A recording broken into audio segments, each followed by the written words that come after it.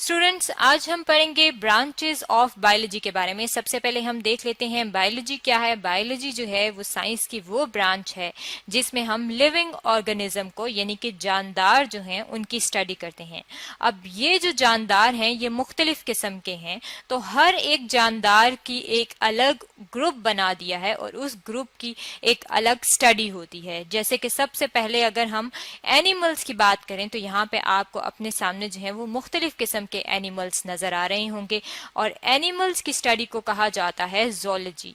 Zoology जो है उसमें हम एनिमल्स की स्टडी करते हैं। अब ये जो एनिमल्स हैं यहाँ पे आप अपने सामने देख रहे हैं कि आपको मुख्तलिफ किस्म के जानवर जो हैं वो नजर आ रहे हैं। इसी तरह जो प्लांट्स हैं यानी कि जो पौधे हैं वो भी इस यूनिवर्स में मौजूद हैं, इस कायनात में मौजूद हैं। तो उन पौधों की जब स्टडी की जाती है तो उसे हम कहते हैं कि ये बॉटनी है, यानी कि वो ब्रांच जिसमें आप पौधों की स्टडी करते हैं उसे कहा जाता है बॉटनी। एक और जो ब्रांच है बायोलॉजी की उसे कहा जाता है माइक्रोबायोलॉजी। माइक्रोबायोलॉजी क्या है? माइक्रो का जो वर्ड है इसमें माइक्रो का मतलब होता है स्मॉल, यानी कि ये वो ऑर्गेनिज्म हैं जो हमें आम आंख से नजर नहीं आते क्योंकि ये बहुत छोटे होते हैं, लेकिन ये इस वर्ल्ड में, इस दुनिया में मौजूद हैं। यानी कि बहुत सारे आपने देखा होगा, कभी फ्लू हो जाता है, आपको बीमारी कोई हो जाती है तो वो क्या है, वो बेसिकली माइक्रो ऑर्गेनिज्म की वजह से होता है और वो माइक्रो ऑर्गेनिज्म आपको नजर नहीं आता लेकिन आपके अंदर वो बीमारी फैला देता है। अब उन माइक्रो ऑर्गेनिज्म की स्टडी को क्या कहा जाता है? माइक्रोबायोलॉजी कहा जाता है।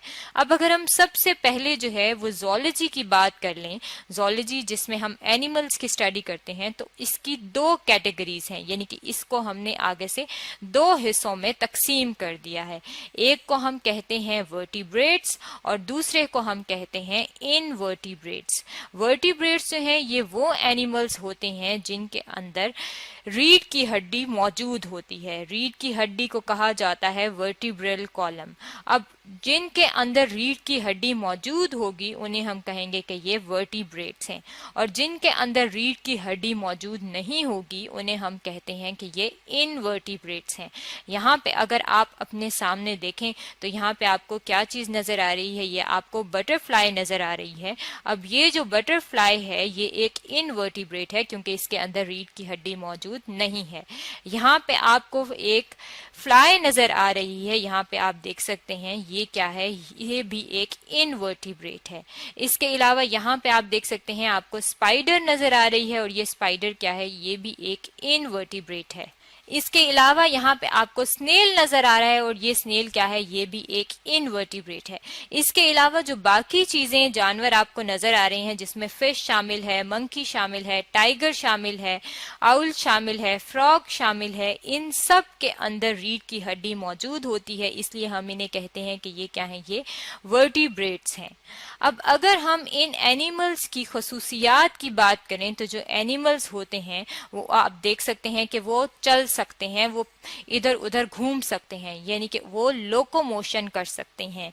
अब ये जो जितने भी जानवर हैं ये अपनी खुराक खुद तैयार नहीं करते, यानी कि किसी और चीज पे डिपेंड करते हैं, इन्हसार करते हैं खुराक हासिल करने के लिए।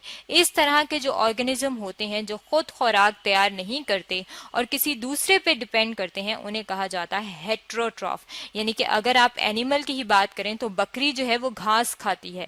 अब इसका मतलब है कि बकरी क्या है? बकरी जो कि एक वर्टिब्रेट है और एक एनिमल है, वो अपनी खुराक को तैयार नहीं कर रही, इसलिए हम उसे कहेंगे कि ये हेट्रोट्रॉफ है।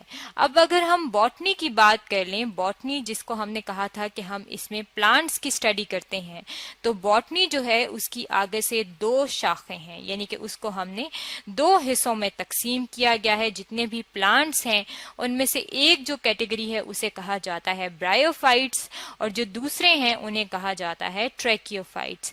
ये दोनों जो प्लांट्स हैं ये आपने देखे होंगे। ब्रायोफाइट की अगर हम बात करें तो इन्हें कहा जाता है लोअर प्लांट्स। अक्सर आपने देखा होगा कि जो मॉइस्ट यानी कि नमी वाली जगह होती हैं, वहां पे दीवार अगर है कहीं पे उस पे मॉइस्चर आया हुआ है तो आपको एक मैट की तरह का इस तरह का स्ट्रक्चर नजर आएगा। ये जो मैट की तरह का स्ट्रक्चर है, ये छोटे छोटे जो ग्रीन आपको नजर आ रहा है, ये बेसिकली प्लांट्स हैं और ये जो प्लांट्स हैं इन्हें हम कहते हैं ब्रायोफाइट्स। अब जो दूसरे प्लांट्स हैं उन्हें कहा जाता है ट्रेकियोफाइट्स। ट्रेकियोफाइट्स जो हैं ये वो प्लांट्स हैं जो कि हायर प्लांट्स होते हैं, यानी कि जो दरख्त आपको नजर आते हैं, जो आप गार्डन में प्लांट्स लगाते हैं, वो क्या है, वो ट्रेकियोफाइट हैं। अब इन दोनों के अंदर जो डिफरेंस है वो क्या है, वो वेस्कुलर सिस्टम का है। वेस्कुलर सिस्टम क्या है, प्लांट्स के अंदर एक सिस्टम मौजूद होता है जिसे कहा जाता है वेस्कुलर सिस्टम, और ये सिस्टम क्या करता है, ये पानी और खुराक यानी कि वाटर और फूड जो है उसे पौधे के अंदर एक जगह से दूसरी जगह लेके जाता है। अब जो ब्रायोफाइट्स हैं उनके अंदर ये वेस्कुलर सिस्टम मौजूद नहीं होता, और जो ट्रेकियोफाइट्स हैं उनके अंदर वेस्कुलर सिस्टम मौजूद होता है। इसके अलावा अगर हम ओवरऑल यानी कि जनरली प्लांट्स की खसूसियात की बात करें तो प्लांट्स के अंदर एक प्रोसेस होता है जिसे कहा जाता है फोटोसिंथेसिस का प्रोसेस। फोटोसिंथेसिस का प्रोसेस वो प्रोसेस होता है जिसमें पौधे अपनी खुराक तैयार करते हैं, और वो खुराक कैसे तैयार करते हैं, जब इन पत्तों पे सूरज की रोशनी पड़ती है तो ये क्या करते हैं, ये खुराक तैयार करते हैं। और इनके अंदर ये जो आपको ग्रीन कलर नजर आ रहा है इन पौधों का, वो किस लिए होता है, इनके अंदर एक पिगमेंट मौजूद होता है जिसे कहा जाता है क्लोरोफिल, और ये पिगमेंट जो है कलर देता है ग्रीन कलर का, और इस पिगमेंट की वजह से जब इस पे सूरज की रोशनी पड़ती है तो पौधे अपनी खुराक तैयार करते हैं। और जो ऑर्गेनिज्म अपनी खुराक खुद तैयार करते हैं उन्हें हम कहते हैं कि ये ऑटोट्रॉफ हैं, यानी कि जितने भी ग्रीन प्लांट्स हैं वो क्या हैं, वो ऑटोट्रॉफ हैं और अपनी खुराक खुद तैयार करते हैं।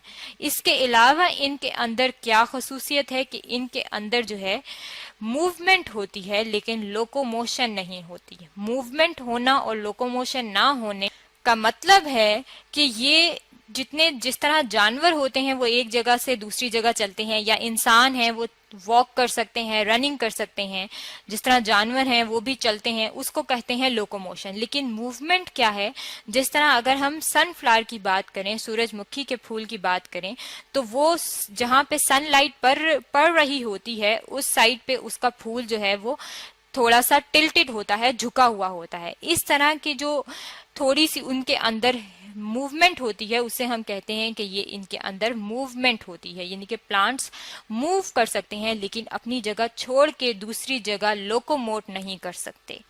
अब अगर हम इसकी तीसरी ब्रांच की बात कर लें बायोलॉजी की, जो थर्ड ब्रांच है उसे कहा जाता है माइक्रोबायोलॉजी। माइक्रो का जो वर्ड है इसका मतलब है माइक्रो मीन स्मॉल, यानी कि ये वो ऑर्गेनिज्म हैं जो बहुत छोटे होते हैं और ये हमें आम आंख से नजर नहीं आते। इसके लिए हम एक इंस्ट्रूमेंट यूज करते हैं और उस इंस्ट्रूमेंट को क्या कहा जाता है, उस इंस्ट्रूमेंट को कहा जाता है माइक्रोस्कोप। यहाँ पे आप अपने सामने ये जो स्ट्रक्चर देख रही हैं, ये जो एक इंस्ट्रूमेंट पड़ा है ये माइक्रोस्कोप है, और उसमें आप इधर जो है वो एक अपनी सैंपल, जो भी चीज आपने देखनी होती है उसे सैंपल कहते हैं, वो यहाँ पे रखते हैं और इस चीज के जरिए, यह लेंस जो है इसके जरिए आप देखते हैं और यहाँ पे आपको वो चीज बड़ी होके नजर आ रही होती है। अब ये जो माइक्रो ऑर्गेनिज्म है ये 3 किस्म के होते हैं। एक को हम कहते हैं वायरसेस, यहाँ पे आप देख सकते हैं ये आपको वायरस की शक्ल नजर आ रही है, और ये वायरसेस क्या है, ये बीमारियां फैलाते हैं। यानी कि अगर हम बात करें एड्स की, तो एड्स एक बीमारी है जो कि वायरस की वजह से होती है, और वायरस क्या है, एक माइक्रो ऑर्गेनिज्म है, यानी कि आम आंख से आपको वो नजर नहीं आएगा, और ये जो है इसकी वजह से ये बीमारी फैल जाती है। जो दूसरी कैटेगरी है उसे कहा जाता है प्रोटोजोआ। प्रोटोजोआ जो है ये यहाँ पे जो आप देख रहे हैं ये यूग्लिना है, और यूग्लिना जो है ये आपको कहाँ नजर आता है, अगर आप कहीं आपने गदला पानी, यानी कि कहीं पे ऐसा पानी हो जिसके नीचे वो ग्रीन ग्रीन सा चीजें डेवलप हुई हों, तो उसके अंदर आपको प्रोटोजोआ नजर आते हैं। यानी कि ये आपको दूर से तो ग्रीन ग्रीन नजर आते हैं, लेकिन इस तरह का जो स्ट्रक्चर है वो आपको सिर्फ इस माइक्रोस्कोप के नीचे ही नजर आता है। इसका मतलब है कि ये जो प्रोटोजोआ है, ये जो यूग्लिना है, ये भी एक माइक्रो ऑर्गेनिज्म है। ये जो प्रोटोजोआ है इनके बारे में डिटेल में जो है वो हम अपना नेक्स्ट चैप्टर जो है उसमें स्टडी करेंगे। जो तीसरी कैटेगरी है माइक्रो ऑर्गेनिज्म की वो है बैक्टीरिया। ये जो बैक्टीरिया हैं ये भी डिजीज कॉज करते हैं, और यहाँ पे आपको जो है ये स्ट्रक्चर नजर आ रही है, और ये पानी के अंदर आपको यहाँ पे बैक्टीरिया नजर आ रहे हैं।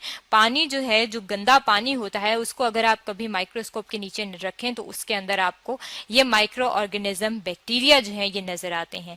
इसका मतलब है कि ये जो 3 कैटेगरीज हैं वायरसेस, प्रोटोजोआ और बैक्टीरिया की, जो हमें आम आंख से नजर नहीं आती और सिर्फ माइक्रोस्कोप के नीचे नजर आती हैं, ये भी लिविंग ऑर्गेनिज्म हैं और इनकी भी स्टडी जो है वो जरूरी है, जिसे कहा जाता है माइक्रोबायोलॉजी, जो कि एक बायोलॉजी की ब्रांच है।